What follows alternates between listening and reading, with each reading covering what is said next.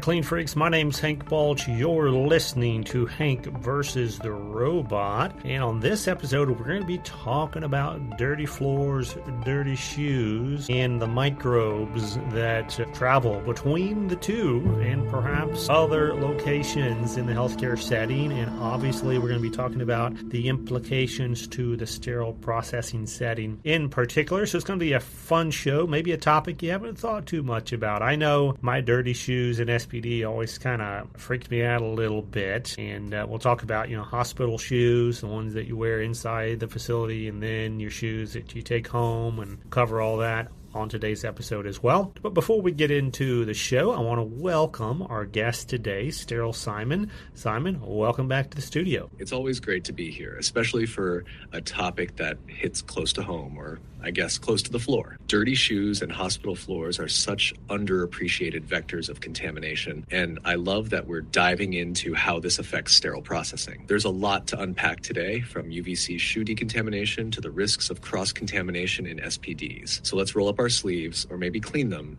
and get into it. Yeah, so Simon, let's start first on recent research on this topic.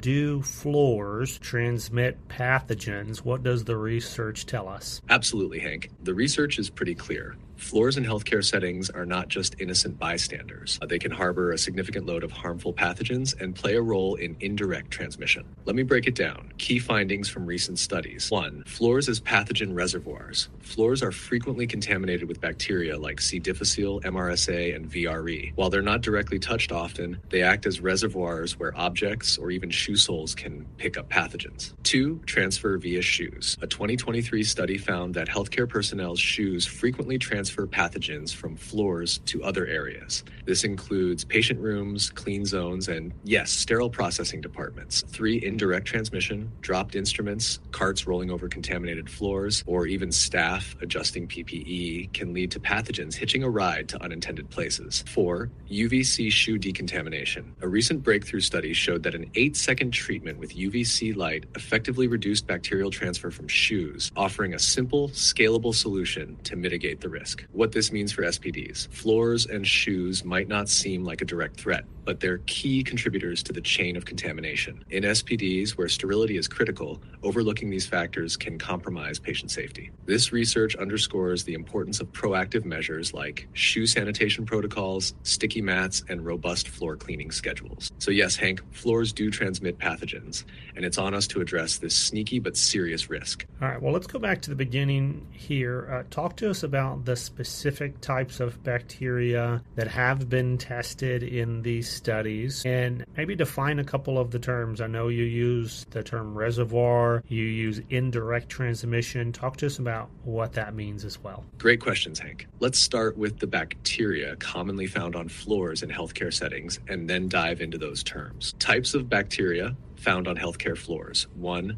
Clostridium difficile, C. diff, a spore-forming bacterium that causes severe diarrhea and colitis. It's tough to kill and can persist on surfaces like floors for extended periods. 2. Methicillin-resistant Staphylococcus aureus, MRSA, a resistant strain of Staphylococcus aureus that's associated with wound infections and bloodstream infections. Shoes and carts can easily transfer MRSA from floor to sterile areas. 3.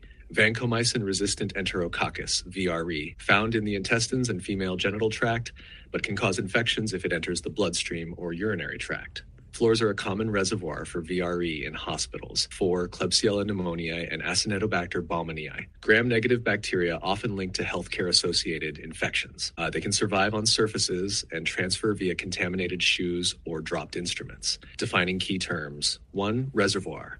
In microbiology, a reservoir refers to any place where a pathogen can live and multiply. For floors, this means they act as a home base for bacteria, ready to transfer to other surfaces or objects. 2. Indirect transmission. This happens when a pathogen moves from a reservoir, like a contaminated floor, to a person or sterile object via an intermediate carrier. Examples include shoes picking up bacteria from the floor and transferring them into sterile areas, instruments or gloves contacting a contaminated surface and transferring bacteria to a patient. Why this matters in SPDs. When you think about the path bacteria can take from the floor to shoes to sterile zones, it becomes clear why addressing these reservoirs is essential. Even if floors aren't touched directly, the bacteria there can find indirect routes to cause harm. Does that clarify things, Hank? Actually, I've brought it up, I guess, on previous podcasts on the Beyond Clean show, but it is this idea, even the way we label our rooms, so we have what's called sterile storage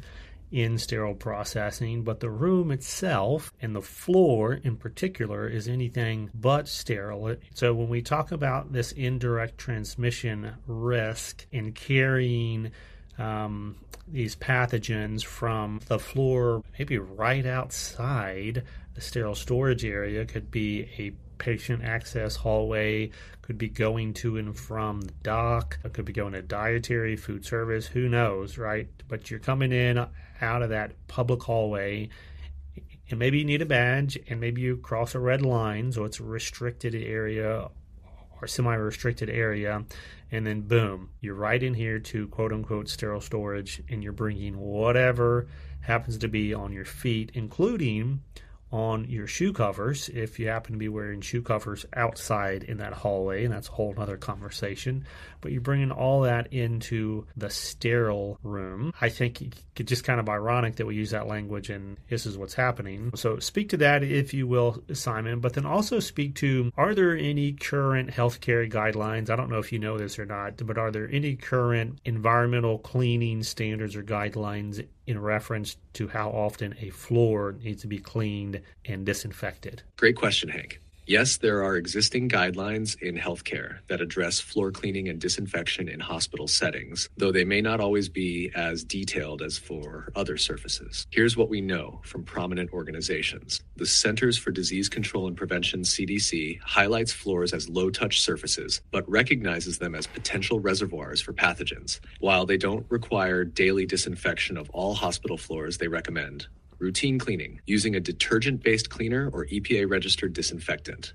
Spill management, promptly cleaning and disinfecting spills, especially those involving blood or bodily fluids, to reduce pathogen spread. Floors in high-risk areas such as surgical suites or sterile processing may need more frequent cleaning and disinfecting. AAMEST 79 includes recommendations for clean environments. Floors in sterile processing areas should be kept free of dust and debris. Floors should be disinfected with hospital-approved agents and never swept dry, as this can aerosolize contaminants. Mops and other tools used in sterile areas must be separate from those used in non-sterile spaces to prevent cross-contamination. DNV and Joint Commission standards reference the importance of maintaining clean environments as part of broader infection prevention measures. DNV specifically includes floor maintenance as part of its Advanced Sterile Processing Certification, ASPC, requiring healthcare facilities to demonstrate compliance with cleaning and disinfection protocols in sterile areas. While floors aren't always considered a high priority for disinfection, the growing evidence about their role in pathogen transmission suggests they need more attention, especially in SPDs where sterility is paramount. Let's talk about hospital shoe policy. I think maybe that's the best place to start. Historically, my experience has been that hospitals either require you to have a pair of what's called hospital shoes that you leave at the hospital and you change into, and or that if you're wearing shoes in from the outside, that you're required to put shoe covers. Is there a standard practice out there? Is there a industry-wide protocol around how to manage that piece of the puzzle? Great question, Hank. When it comes to hospital shoe policies, there isn't a universal industry-wide standard, but there are common practices and guidelines that many hospitals and healthcare facilities adopt based on risk assessments and infection prevention priorities. Dedicated hospital shoes. Staff are required to keep a pair of shoes at the facility specifically for work. These are only worn inside the hospital to prevent bringing in contaminants from the outside. Pros, reduces the risk of outside contaminants entering sterile or clean areas. Cons, relies on compliance and proper storage of the shoes. 2, Shoe covers. Disposable shoe covers are used over regular footwear when entering sterile or high-risk zones, such as the SPD or operating rooms. Pros, easy to implement and cost-effective. Cons, can create waste and may not be consistently used if not enforced.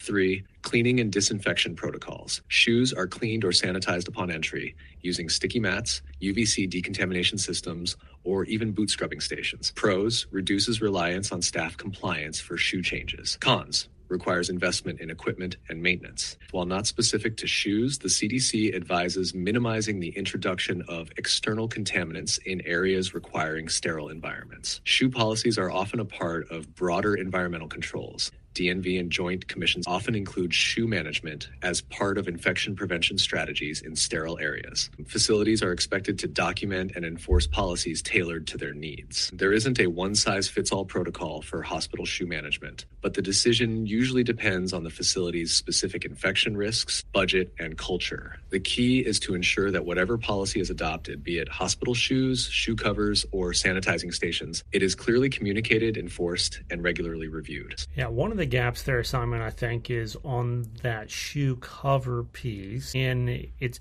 probably more of a experiential, maybe like a psychological gap.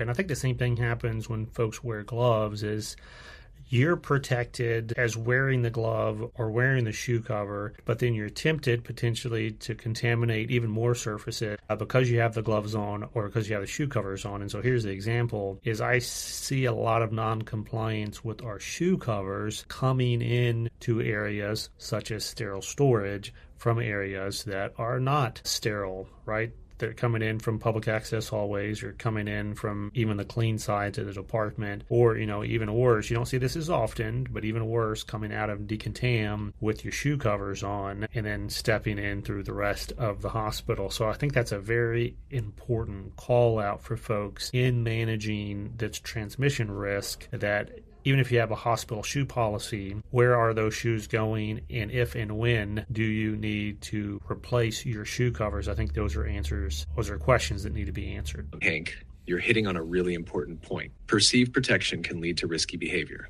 Shoe covers and gloves, while intended to reduce contamination, can actually increase the risk of transmission if they aren't used properly or consistently. Let's break this down. Psychological risks with shoe covers. Wearing shoe covers can make staff feel invincible, leading them to overlook proper protocol like stepping into restricted areas or failing to change covers when transitioning between zones. Similar to glove misuse, staff may not think about how much contamination those shoe covers are picking up and spreading. If staff walk out of decontam with shoe covers and into sterile storage or public hallways, they're transporting contaminants like C. diff spores or biofilm residue. Shoe covers worn from high traffic areas can introduce external pathogens into sterile environments. If changing shoe covers isn't easy, fast, or enforced, compliance drops. Staff might wear the same covers between multiple zones, completely negating their intended purpose. Where are the shoes going? Even if dedicated hospital shoes are required, are they tracked and restricted to specific areas? A system should define zones where shoes or shoe covers are mandatory, where shoes need to be cleaned, stored, or swapped. When should shoe covers be replaced? The frequency of replacement is critical. Are shoe covers being swapped every time someone transitions between zones? If not, they can quickly become a source of contamination. Are policies practical and enforceable? It's one thing to have a shoe cover policy, but if it's difficult for staff to comply due to time constraints or logistical challenges, it won't work. Policies need to balance strictness with practicality. Train staff on how shoe covers and hospital shoes can become vectors of contamination if misused. Explain the psychological risks of perceived protection. Implement clear signage and protocols for where shoe covers must be worn, where they should be changed, and how to dispose of them properly. This gap is a real-world issue that impacts compliance and contamination risk. Addressing it requires facilities to go beyond just having policies. They need practical solutions and a culture of accountability. It's a great discussion starter for this episode, Hank, and something SPDs across the industry should tackle head-on. Yeah, I know I alluded to at the very beginning of this episode, but we didn't talk about, what about this locker type situation, right? Like hospital shoes or not, you got shoes going in and out of lockers on top of lockers, and those lockers just got to be filthy, right? Filled up with all kinds of pathogenic organisms. Let's swab some of them lockers one of these days, guys, and get some information on that. All right, so Simon, let's transition here. I know we've alluded to some of these actionable strategies or the technologies out there. In particular, we talked about UVC, and maybe let's start there. How do those technologies function when it comes to breaking that chain of infection between our floors, our shoes, and then obviously our patients? Let's dive into how it works and why it's gaining traction in healthcare. UVC light operates at a wavelength of 200 to 280 nanometers, which disrupts the DNA or RNA of microorganisms like bacteria, viruses, and spores, rendering them unable to replicate or cause infection. It's highly effective against pathogens commonly found on floors and shoes, including C. difficile, MRSA, and VRE. Targeted use for shoes. UVC shoe sanitizers are compact devices placed at entry points to critical areas like SPDs or operating rooms. Staff place their shoes in the device for as little as 8 to 10 seconds, during which UVC light kills microorganisms on the soles. Used for floors, autonomous or handheld UVC robots can disinfect large floor areas targeting high traffic zones or contamination hotspots. Some systems use a combination of UVC light and sensors to ensure complete coverage, particularly in corners and along edges. Research shows UVC treatment can significantly reduce microbial load on shoe soles, preventing the transfer of pathogens from public or contaminated areas into sterile zones. It's particularly effective because it avoids reliance on disposable shoe covers, which are prone to non-compliance or improper use. UVC robots or devices can reduce microbial counts on floors by up to 99.9%, providing a more thorough cleaning than traditional mopping, which often redistributes dirt and pathogens. Since many pathogens survive for extended periods on floors, UVC adds a critical layer of protection against persistent contamination. Sanitization is completed in seconds for shoes and within minutes for floor areas, minimizing workflow disruption. Unlike manual cleaning, UVC light provides uniform disinfection, leaving no room for human error. Though there's an upfront investment, UVC reduces long-term costs associated with infections, contamination, and cleaning supplies. Devices can be expensive, though they often provide a strong return on investment by preventing infections and improving compliance. Staff must understand how to use and maintain the devices effectively. UVC light can't reach areas in shadow or covered by dirt, so pre-cleaning is still necessary for optimal results. Real-world applications. UVC shoe sanitizers, ideal for entry points to sterile storage, decontam areas, or operating rooms. Floor robots, deployed overnight or between shifts to disinfect high-traffic corridors, SPD floors, and surgical suites. Hybrid systems, combine UVC with sticky mats or air filtration for multifaceted infection control. UVC technology is a game changer for breaking the transmission chain via shoes and floors. Its ability to target and kill pathogens at these overlooked points of contact makes it a powerful ally for SPDs and other critical healthcare areas. If adopted broadly, it could redefine how facilities approach environmental hygiene. All right, Simon, let's talk next about antimicrobial flooring material. So we got UVC on one end as a high-tech option and solution. Can we just design our floors to repel microbes, or at least not to transmit them as easily as they do today? Great question, Hank. Antimicrobial flooring is another innovative approach to breaking the chain of transmission in healthcare settings. Unlike UVC, which actively kills pathogens, antimicrobial flooring materials are designed to create a surface that's inhospitable to microbial growth and transmission. Let's dive into the details. Antimicrobial flooring incorporates materials or treatments that inhibit the growth of microorganisms like bacteria, fungi, and viruses. This can be achieved through embedded antimicrobial agents. Materials like silver ions, copper, or zinc are integrated into the flooring, which disrupt microbial cell membranes or interfere with their reproduction. Flooring can be treated with antimicrobial top coats that provide a protective layer to prevent pathogens from adhering or surviving on the surface. Flooring made from non-porous materials like vinyl or epoxy reduces microbial harboring by eliminating cracks, seams, and pores where pathogens can hide. Unlike UVC, which requires active operation, antimicrobial flooring works continuously to suppress microbial growth. Designed for high-traffic areas, antimicrobial flooring withstands heavy use and frequent cleaning without losing effectiveness. By creating an inhospitable surface, antimicrobial floors lower the microbial load in healthcare environments, reducing indirect transmission risks. These floors are often easier to clean as their surfaces resist dirt and microbial buildup.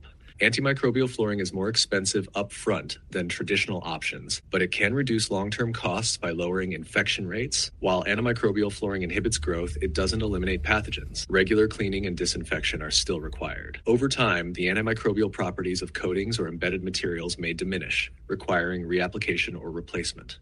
All right, Simon, that's going to do it for this episode. I think a terrific introduction to this topic. There's a lot more to discuss and dig into around the dirty shoe, dirty floor conversation. A terrific kind of expose here around some of the different options, opportunities, risks, the latest research. We got a lot done in a short amount of time, so I want to thank you again for joining the show, and I want to thank everyone else there for tuning in. Hope you're enjoying this Hank versus the Robot series. If you're not already following us on YouTube, make sure to subscribe to the channel and check out the playlist of Hank versus the Robot. And you can even follow Sterile Simon on LinkedIn. Just look him up, Sterile Simon. Go ahead and follow him. You'll see his own content there coming out as well. And until we talk to you again next time, like we remind you each and every week here at Beyond Clean, keep fighting dirty.